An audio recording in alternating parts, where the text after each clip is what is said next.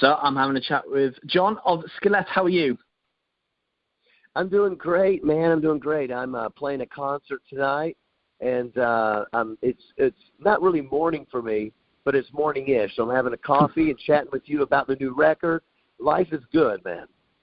Yeah, new record. It's your 11th record called Dominion. What can you tell us about the album? 11th album. I can't believe that we've been doing this so long. It sounds crazy. 25 years, our 11th record. I'm so lucky to be playing music still. The record Dominion. You know, everybody that I've talked to says, man, this record is so positive. And I always think Skillet's music is positive. And I mean, that is kind of, I guess, authentic and purposeful for us. But I do think there's something a little special about this record, that it is almost defiantly positive. And I think that probably feels that way to people because obviously it's been a terrible couple of years. People are suffering in all sorts of various ways, not just from the pandemic, it's the virus itself, but from the effects of this, and depression and darkness and negativity.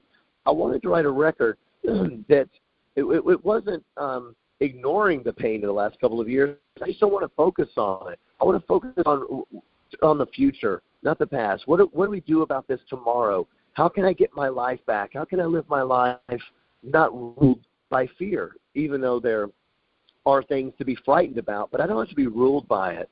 And I have a personal note, you know, for me, because I have close friends who have really not fared well during the pandemic, and someone that I love that fell back into alcoholism and been sober for seven or 8 years, and that was just a real demon in his life. He got rid of it, and here we are 8 years later, and after a 6-month lockdown, he just is like, I have nothing to live for. I can't make it. And he fell back into that, and that hurts me. And I want to write a record to tell people, yes, it's hard, but you can make it. You can go for it. Do not give in. Yeah, definitely. And it's great that you've got this new record out now. And we've been playing a number of tracks off the release, but the recent one we've been playing is your title track called Dominion. What can you tell us about the track specifically? Oh, thank you so much for playing it. Dominion is a banger. You know, it's quite different for Skillet. We don't typically do stuff that up-tempo and that sort of, I don't know how to say it. It's almost like it's got a little bit of a punk feel to it. And sometimes I tell people that the song Dominion reminds me of Muse, if Muse was more of a metal band, you know. It's like really heavy Muse, and which I think would be pretty cool. But so in that sense, it's a little bit different for us. And I can see it being a mashup of Muse and Shinedown and Foo Fighters almost. And it's got a wicked guitar solo. And I just needed it. I told my guitar players, like, hey, you have to go, like, off the leash because it has to. And this is a celebration. Dominion is very anti-establishment, which I kind of like. You know, I don't like being told what I have to think. I like to be able to think on my own and have some thoughts that belong to me. And that's sort of what this like, because it's really hard, even before the pandemic, but, you know, the pandemic certainly brought this out even more. But you never know when you're being lied to these days. The power of social media and media itself and the power of propaganda, and there's so much information out there, it's really hard to know what to believe. And I like to think for myself, have my own opinions, and I don't like to be forced to think something. And so Dominion, to me, is kind of a celebration of freedom. Good. Excellent. And you're out on tour. You've already mentioned that you've got a show tonight. You're in Indianapolis. And, well, I mean, what's it been like being back out on stage after so long not being able to tour and gig due to the pandemic? I mean, playing concerts again, the first time we played in front of a crowd that was not, you know, it wasn't, you know, socially distanced, and it was outside. People were there.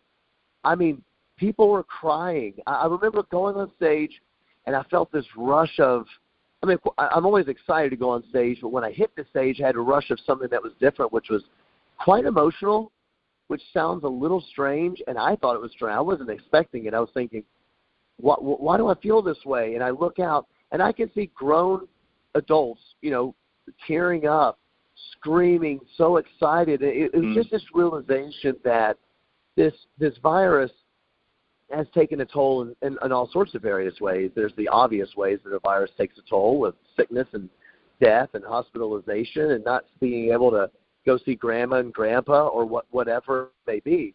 But there's also another toll, and that is this, we need human contact. We need things that we can all share together. There's this thing that humans need that we need to share commonalities, coming together for something that we can all agree on. And we're living in a time when no one agrees on anything. One of the only places you will ever see people that don't agree on much of anything in life come together is a music concert or a sporting event, for instance. You go to a football match or you go to a concert, and all of a sudden it doesn't matter who you vote for or what you believe about religion, politics, fill in the blank. You're all there to express a commonality and a love for music, because music helps people get through the terrible times in life. That's what it feels like to be back on stage. Good. Absolutely. I totally agree with that. And you'll also be hitting up the festival season. You've got loads of festivals coming up, and you will be heading over here in the UK for Download Festival. I bet you can't wait to be back over here as well. Oh, man, I'll tell you what. I'm just praying. And everybody out there, I don't know what you do. Pray, knock on wood, fingers crossed. I don't know what people do, but we have to come back and play, download, go into Europe, go to Russia. I'm getting, because we released a new record, you're getting all these messages from all over the world saying, when are you coming back? And yes, we're coming back this summer. No one knows the future.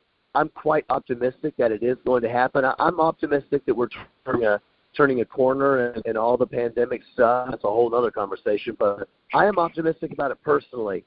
And what's kind of cool is that the last show that we played overseas was in London, and we had an amazing show at a club, sold out 2 weeks early.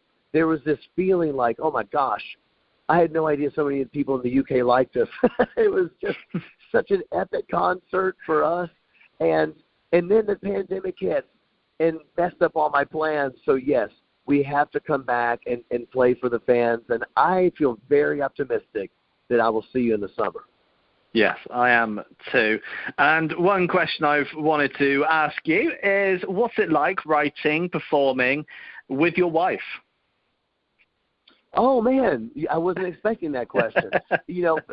But it's true. People come up to me every concert in a meet and greet. They're like, dude, I could never be in a band with my wife, or these women come through. They're like, I could never be in a band with my husband, I mean, no matter how much you love somebody, working with them 24/7 is not the easiest thing in the world. And I will say this. It's a lot easier to work with my wife than it would be to work with me. I can promise you that, brother. Anyway, we do really well together. I mean, the great part about it is, of course, that we're always together. I don't have to leave my family home. My kids, for instance, tour with us ever since they were born. I think my daughter came on the road at 3 months old. My son came on the road at 5 months old. They've been to the UK 8 times, and they've been to Europe 8 times. And that's the wonderful thing. It creates a stability, but not only a stability, it creates, I'm going to sound really cheesy here, but you asked, so here we go. It creates a family atmosphere for the entire band. Because all of a sudden the band feels, my kids have been raised with, my guitar player and my drummer, who to them are like aunts and uncles, and it feels like family. And what I think has happened, and this is what I say sounds cheesy, is that a lot of Skillet fans always say things like that being a Skillet fan is like feels like family. I see on social media all the time. And I've met 20 people who met their spouse at a Skillet concert or on a platform where fans are talking about, like a fan page, and they end up meeting, getting married. There's something about it that feels of like, oh, we're part of the family. I think that's to do with the fact that we're married and we get to do music together. So that sounds cheesy, but I do think it's true. Amazing. Excellent. Well, John, it's been a pleasure having a chat with you. I enjoyed it. Thank you so much for the support.